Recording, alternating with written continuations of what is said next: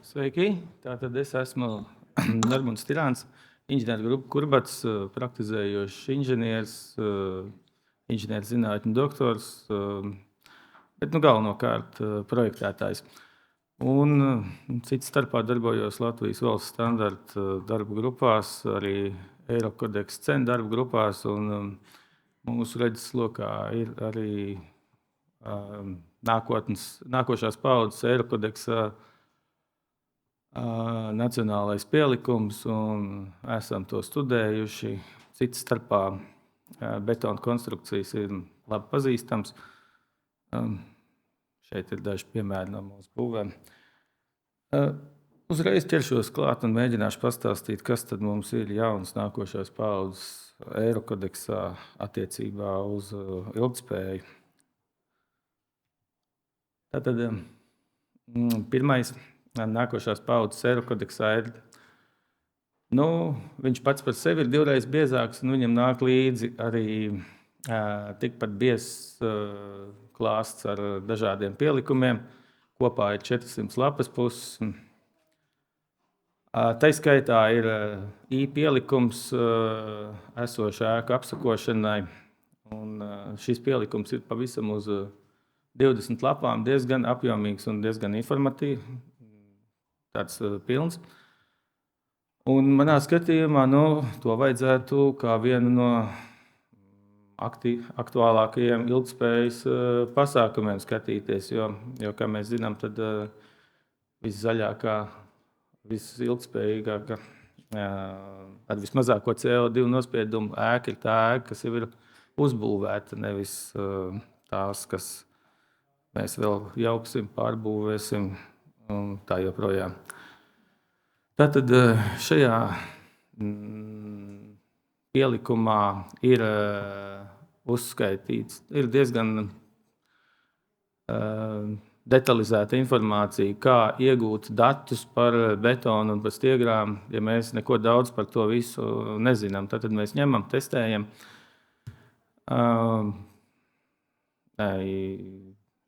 apstrādājam statistiski datus un iegūstam datus projektēšanai. Tajā skaitā ir arī atsauces uz pielikumu A, kas apraksta drošuma koeficientu aprēķinus visiem šiem materiāliem. Es gribu piezīmēt, ka šis pielikums A ir diezgan komplicēts, un viņu vairāk varētu izmantot mūsu šo te nacionālo pielikumu izstrādāšanas gaitā, un projektēšanas biroji varētu likt kopā visus prātus, lai varētu mēģināt saprast un atvasināt, jo viņš nav tāds vienkārši lasāms. Tur ir ļoti pamatīgām statistikas izpratnē par statistiku jābūt, lai lietot šo pielikumu. Bet fakts kā tāds, ka tas ir legāls un ka tas ir labs veids, kā ir iespējams tātad strādāt. Jebkurā gadījumā tas arī nav tiešām vienkārši, jo šeit ir daži piemēri. Te mēs redzam, ka, ja mēs gribēsim iegūt šos datus no esošām būvēm, tad testēšanas skaits ir nepieciešams diezgan apjomīgs gan attiecībā uz metālu, gan attiecībā uz betonu, uz dažādu elementu. Lūk. 20-30 paraugi, tas būtu normāli, lai varētu sākt iegūt diezgan tādus labi kalibrētus datus. Šajā pielikumā ir arī dot dažādi atrunas, kā skatīties uz senākās būvēs dotajām detalizācijas prasībām, piemēram, visbiežāk neizpildās šī brīža, gan nākošās paudzes Eirokodeks detalizācijas prasības, neizpildās prasības, cik bieži ir jāizvieto stiegrojums un daudz kas cits. Tātad šajā pielikumā var redzēt gan dažādas atkāpes, gan arī metodas, kā rēķināt stiegrojumu garumu, piemēram, stiegrojuma ankurojumu, plakanām, neribotām stiegrām un dažāda cita informācija. Tātad kaut kāds vakums ar šo pielikumu tiek aizpildīts, un tas dod plašāku iespēju izmantot esošu būvju konstrukcijas, tās pārbūvēt, nejaukt nost un nebūvēt no jauna. Vēl jebkurā gadījumā ir pielikums J, tas ir esošu konstrukciju pastiprināšana ar oglekļa šķiedru lentām, kas ir ļoti labi, ka tā ir tagad nostiprināta nākošās paudzes Eirokodeksā, tādēļ, ka tur ir, faktiski tur ir tās pašas atsauces, kas šobrīd ir atrodams pieejamajos FIB buletenos, bet FIB buletens ir ļoti laba metodika, bet labāk ir, ja to mēs varam atrast pašā Eirokodeksā. Tāpat ir dota metodika par tērauda stiegru, tātad dzelzbetona stiegrošanu ar fibrām, ar fiberbetonu. Tas bija jautājums, ko es iepriekšējiem runātājiem kā reizi varētu būt gribējis apjautāties, kāpēc mēs izmantojam Zviedru normas. Zviedru normas ir labi, bet vēl labāk ir, ja mēs varam atsaukties uz Eirokodeksu, kas ir pilnīgi legāls. Mēs mēģinājām arī šo te bet šo te Eirokodeksu pielikumā doto metodiku iestrādāt savās Excel izklēju lapās, sagatavot savus Excelīšus, ar ko varētu rēķināt. Konstatējām, ka tur ir ļoti daudz dažādi dati, kas nav tā vienkārši interpretējami, kas varētu būt pārprotami. Nesapratām, kā rīkoties tālāk. Tad mēs atradām, ka šī pielikuma pamatojuma dokumentos, tātad background dokumentos ir dots atsauces. Tur ir teikts, ka faktiski šis pielikums ir bāzēts uz FIB bulletenu bāzes. Tad mēs sapratām, ka mēs varam ņemt FIB bulletenu, un no tā faktiski arī tad viss bija skaidrs un bija iespējams tikt pie visām nepieciešamajām formulām. Tātad šis jautājums, kā rēķināt fiberbetonu, tagad ir arī nākošās paudzes Eirokodeksā tā kā atrunāts. Ir arī pielikums par vieglbetona pildvielu lietošanu betona konstrukcijās. Un ir pielikums par otrais pārstrādātu betona pildvielu izmantošanu. Jāatzīst, ka šis pielikums tomēr uzliek visu pienākumu betona ražotājiem, kuriem ir jādeklarē faktiski diezgan daudz dažādu parametru. Tomēr viņā ir 3 lapas puses, un pirmajā lapas pusē ir tātad vispārīgas prasības, un 2., 3. lapas puses sastāv no stāsta par to, kādus koeficientus ir jāizmanto gan šļūdei, gan rukumam, gan visiem citiem parametriem, kas tiek izmantoti. Tātad faktiski mēs ņemam stiprības rādītājus, un visus pārējos rādītājus mēs tātad samazinam ar šiem parametriem. Jebkurā gadījumā ir teorētiskais pamatojums šādam darbam.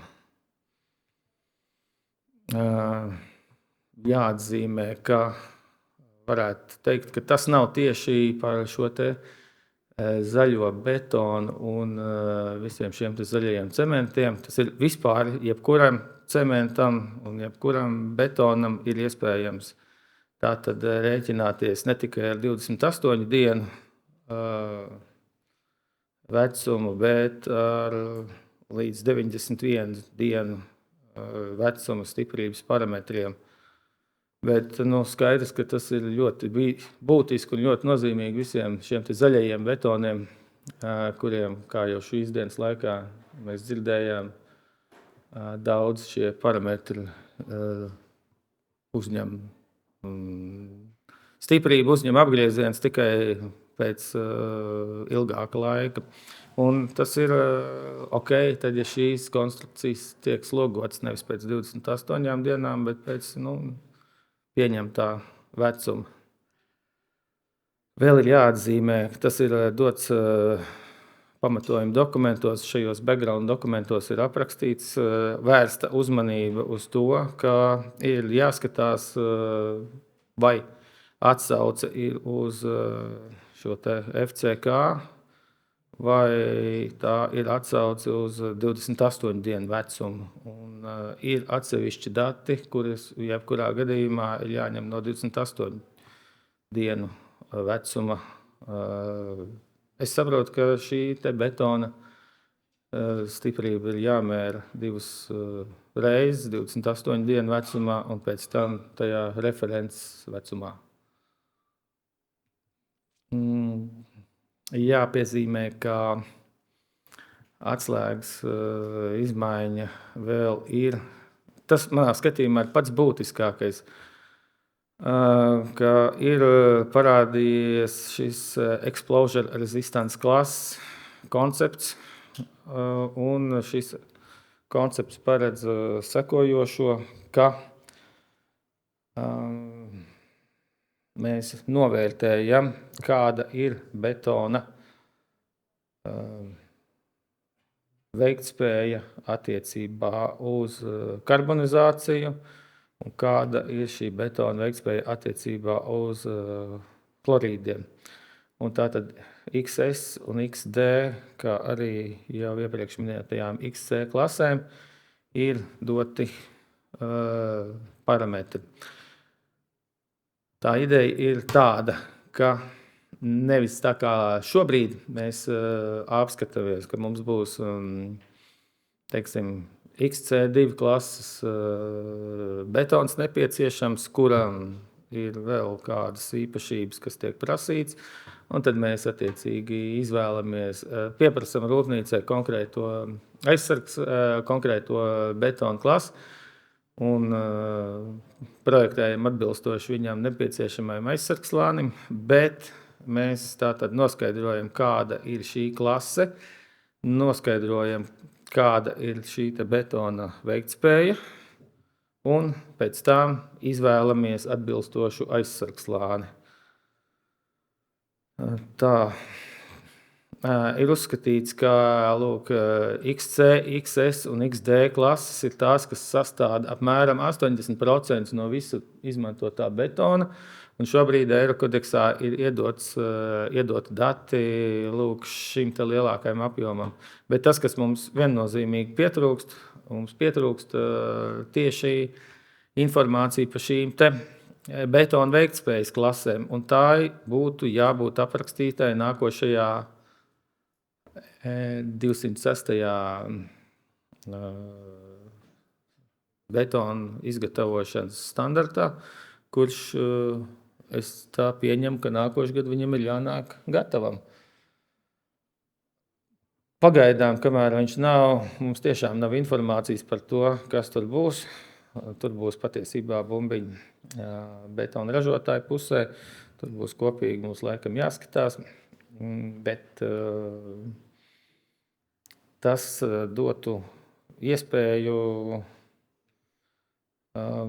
izmantot tādu,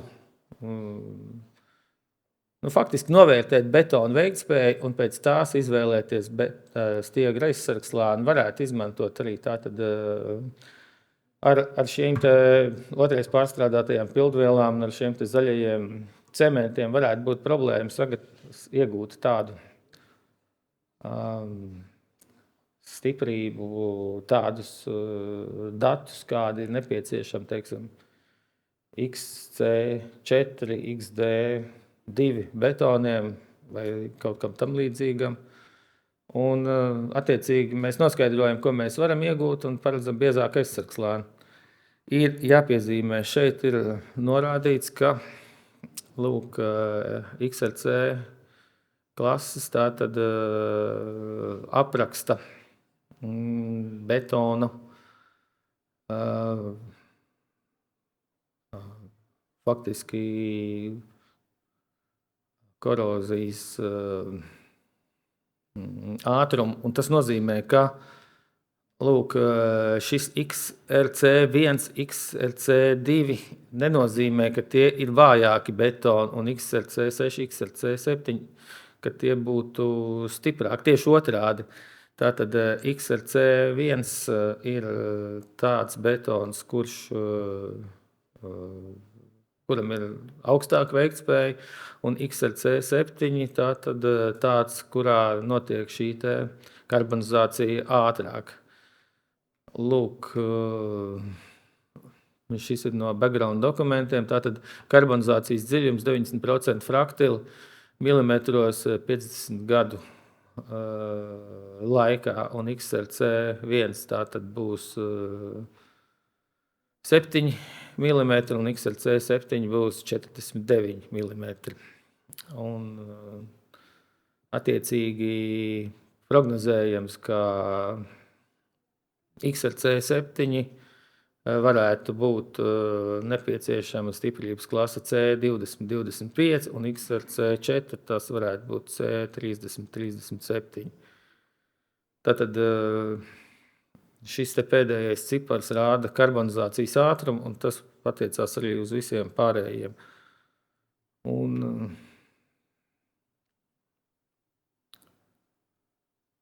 jebkurā gadījumā, kamēr mums nav šī jaunā EN206 versija, tikmēr mēs varam lietot esošo, un visa esošā metodika ir iekļauta nākošās paudzes Eirokodeksu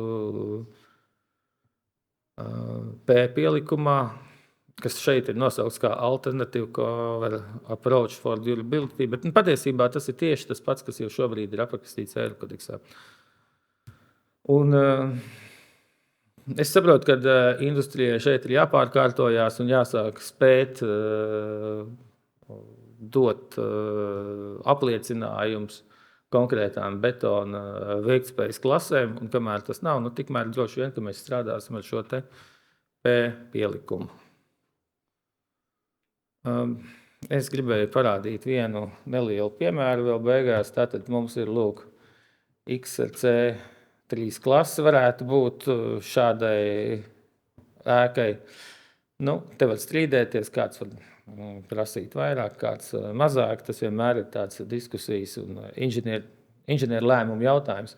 Es pieņemu, ka šādai ēkai būtu jāapstrādā visas šīs augšējās plakanās malas, bet viss pārējais varētu būt uzskatāms par XC3 apstākļiem, tā kā minimālā betona stiprība būtu C30-37, un viņam vajadzētu tātad ar šādu betonu 20 mm šo C minimālo aizsargslāni, kam būtu jāskaita klāt vēl 10 mm, tātad kopā tas būtu 30. Vai arī, ja mēs izvēlētos XRC6, mēs konstatētu, ka mums lietojot zaļos cementus un samazinot oglekļa nospiedumu, taupot šo cementu daudzumu un lietojot otrais pārstrādātus betona pildvielas, mēs neko prātīgāk par šo XRC6 nevaram iegūt, kuram būtu arī zemāka stiprība. Tad, jebkurā gadījumā nekas. Tādā gadījumā mēs piemērojam, nākošajā lapā. Mēs redzam, ka mums ir XC3 klase 50 gadu dzīves ciklam, un pieejams ir XRC6. Tātad mums ir jāpiemēro 35 mm aizsargslānis. Vai arī, ja mēs gribam ilgmūžīgāku, tad mēs varētu palielināt šo aizsargslāni. Tātad ar aizsargslāni mēs kompensējam šo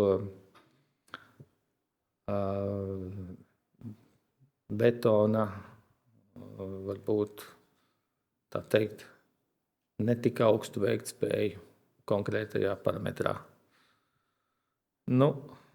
Kopumā tie ir tie galvenie punkti par to, ko mēs varam attiecībā uz ilgtspēju atrast otrās, tātad nākošās paaudzes Eirokodeksā par dzelzbetonu.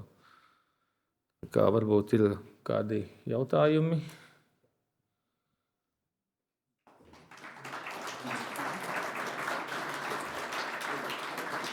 Paldies Normundam. Ir jautājumi no zāles? Ja nē, tad man pašam ir. Jā, labprāt. Sasaistot varbūt tās arī ar to, ko es pats prezentēju, kur tiešām betonam tātad bija noteikti šie gan chlorīda difūzijas koeficienti, gan karbonizācijas ātrums. Tad jautājums, ja mēs pieņemam, ka betona ražotāji sāks tagad regulāri to testēt, noteikti saviem konkrētiem, tur pieņemsim visvairāk lietotajiem betoniem šos te parametrus. Es pieņemu, ka tad visticamāk tajā jaunajā 206. standartā varētu būt kaut kāda sasaisti, kā mēs viņus sasaistam. Ka pieņemsim konkrēts karbonizācijas ātrums, attiecīgi būs tur tā XRC, teiksim, tur 6, 2 vai 1 klase. Es tā saprotu, ja? Tas visticamāk tajā dokumentā tiks noteikts. Jautājums man ir tāds, vai šis būs vēl viens, teiksim, tāds limitējošs faktors no projekta puses, un kurā brīdī šis ar šo, teiksim, būs iespēja izvēlēties varbūt tās kaut kādu optimālāko risinājumu atkarībā no tā, kas tajā brīdī ir pieejams, ir, nezinu, varbūt arī ar vislabāko, angliski sakot, price performance un tā tālāk, vai CO2 performance.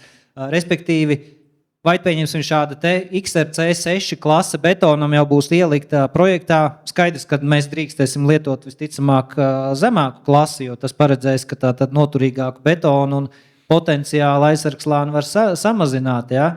Vai tā būs, teiksim, būvniecības procesā faktiski lietojama tabula, kur būvnieks kopā ar ražotāju var izvēlēties, teiksim, man ir pieejams šāds betons, tāpēc es varu lietot šādu aizsargslāni. Kā tu redzi no tās praktiskās puses, vēl ņemot vērā Latvijas birokrātiju un būvniecības tradīcijas? Es redzu tā, ka man šķiet noteikti, ka tas būtu jānosaka nevis būvniecības laikā, bet pirms būvniecības būtu jāskatās, kādi vispār betoni ir pieejami tirgu, uz kādiem ir gatavi parakstīties tātad ražotāji. Iespējams, ka tas nav obligāti zaļais cements, jo zaļajiem cementiem, kā mēs redzējām, ir tiešām diezgan laba veiktspēja ļoti daudzās kategorijās. Iespējams, ka tas nav jautājums arī par kaut kādām pārstrādātām pildvielām vai kaut ko tam līdzīgu, bet tas varētu būt jautājums vienkārši par mazāku cementu patēriņu un tādā veidā iegūt zaļāku cementu. Bet tur vajag kaut kādu sadarbību, saspēli, tur vajag saprast, ka tas ir lētāk. Un, starp citu, diemžēl šobrīd nav šī sasaiste arī jau esošajā situācijā. Ja projektētāji apzinātos, kā pieaug cena, nomainot parametrus, piemēram, izvēloties XA2 betonu, ko tas nozīmē finansiāli, tad droši vien, ka skatījums bieži vien būtu savādāks. Te ir gan ekonomikai, gan visam pārējiem jāiet. Bet noteikti, ka kamēr nav pilnīgi nekāda prasība, tikmēr manā skatījumā pamatoti būtu lietot jau iepriekš minēto P pielikumā dotās prasības, ja tiešām, bet redzat, šeit ir ļoti lieli tie aizsargslāņi. Šeit, ja mēs gribam XC4, to pašu XC3, ja mums standartā pietiek ar 20 mm aizsargslāni, ja mēs izvēlamies XC3, vai arī, ja mēs tomēr izvēlamies tātad XRC 7, tam ir 40 mm aizsargslāns, tātad 2 cm vairāk, un tas būtu tā grūti pārstrādājams projektēšanas laikā. Svars jau būtu pieaug, piemēram, lielā būvē. Tur nevar mētāties pēc. Nē, dažreiz vienkārši lielāks aizsargslāns, ja mums ir lūk apskatītā ēka, ja mums viņai ir, pieņemsim, 25 mm aizsargslāns, tad varbūt, ka nav arī liela nelaime, ja mēs, 25 cm biezums tai sienai, nav arī liela nelaime, ka mēs nomainām no 2 uz 4 cm šo te aizsargslānu. katra situācija. Jebkurā gadījumā šis dod diezgan lielu rīcības brīvību, bet šis liek būt gataviem betona ražotājiem sākt šīs XRC un visas pārējās betona veiktspējas klases gatavot. Šobrīd ir pilnīgi neizpratne par to, kas notiek, tāpēc, ka mēs vēl nezinām, kāds būs šis jaunais standarts, un visiem ir ļoti liela interese. Varbūt jums ir kādam zināms, kas notiek ar šo EN206 šobrīd? Es esmu redzējis kaut kādu drafta versiju viņam arī, bet...